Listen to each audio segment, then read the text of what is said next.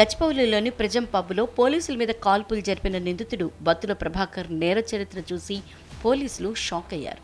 2022 మార్చిలో విశాఖ జైలు నుంచి పరారైన అతనిపై తెలంగాణ, ఆంధ్రప్రదేశ్, తమిళనాడు, కర్ణాటక, కేరళ రాష్ట్రాల్లో మొత్తం 80 చోరీ కేసులు ఉన్నట్లు గుర్తించారు.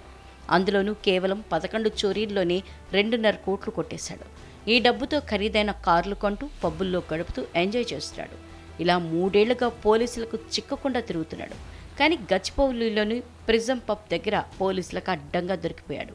బత్తుల ప్రభాకర్ని అరెస్ట్ చేసిన హైదరాబాద్ పోలీసులు కోర్టు 14 రోజుల రిమాండ్ విధించడంతో జైలుకు తరలించారు. అయితే బత్తుల ప్రభాకర్ కేసు విచారణలో విస్తుపోయే అంశాలు వెలుగులోకి వచ్చాయి. ప్రభాకర్ ఛాతిపైనున్న టాటూ ఆధారంగా కీలక విషయాలు ఛేదించారు. ఇంజనీరింగ్ కాలేజీలే టార్గెట్గా ప్రభాకర్ చోరీలకు పాల్పడ్డాడు. 3 కోట్ల రూపాయలు చోరీ చేసేందుకు టార్గెట్ పెట్టుకున్నట్లు పోలీసుల విచారణలో వెల్లడైంది. బత్తుల ప్రభాకర్ కేసులో టాటూలు ఇప్పుడు కీలకంగా మారాయి. ప్రభాకర్ ఛాతిపై 3 టాటూలు ఉన్నాయి. ఈ మూడింటిలో 2 టాటూల అర్థం తెలిస్తే మీరు షాక్ అవుతారు. ఈ టాటూల్లో 3 నెంబర్, 100 నెంబర్ ప్రముఖంగా ఉన్నాయి. ఈ 2 టాటూల అంతరార్థాన్ని తెలుసుకుని పోలీసులు షాక్ అయ్యారు. టాటూల్లో 3 అంటే 3 గన్స్ అనే అర్థం.